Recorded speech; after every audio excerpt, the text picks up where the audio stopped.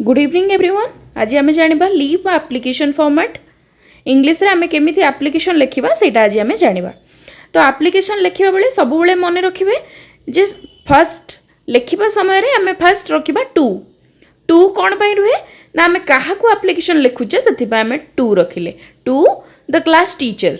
जदि आम class teacher को एप्लिकेशन दौचे ताले आम लिखा टू द क्लास टीचर। जदि आम हेडमास्टर को दौचे ताले आम ये लिखा कौन टू द हेडमास्टर। जदि आम प्रिंसिपल को दौचे से आम लिखा टू द प्रिंसिपल। ठीक अच्छे तापर आम लिखा तार एड्रेस एड्रेस जमती कि मुझे लिखी आपण स्कूल कि कॉलेज रो ना लिखे जमती Gopabandhu memorial high school Puri.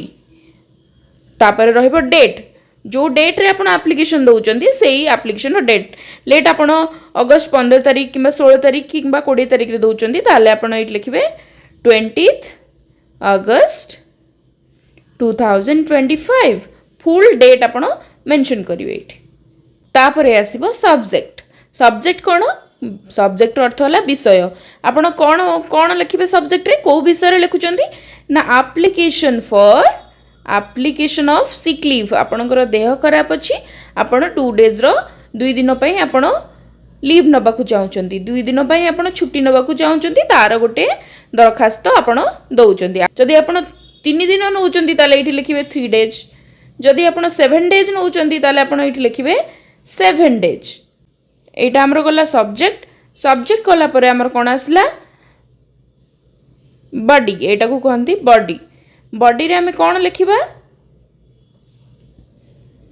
Respected ma'am. जदि आपनकर क्लास टीचर जने फीमेल अछंती ताले आपण एठी मैम लिखिबे।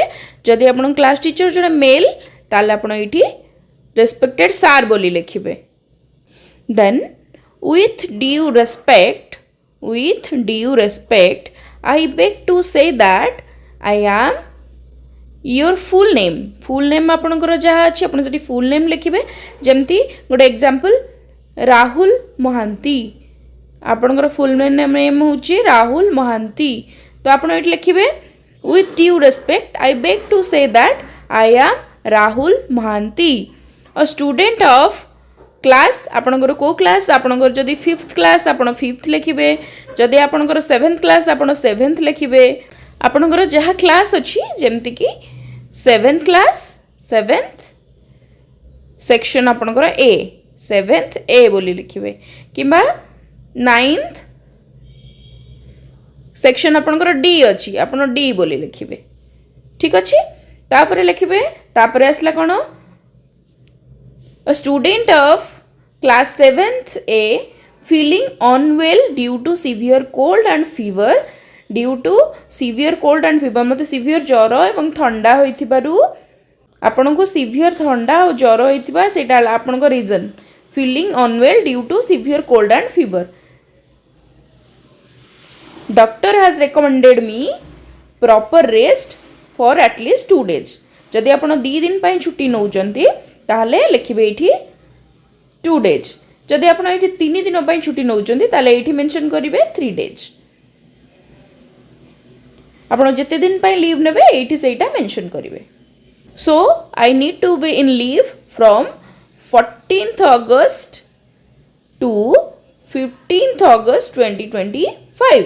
आपण एठी मेंशन करिवे 14th August 2025 to 15th August 2025 जोटा कि 14 तारीख एवं 15 तारीख 2 दिन छुट्टी नौचंती एठी आपण मेंशन करले 2 days।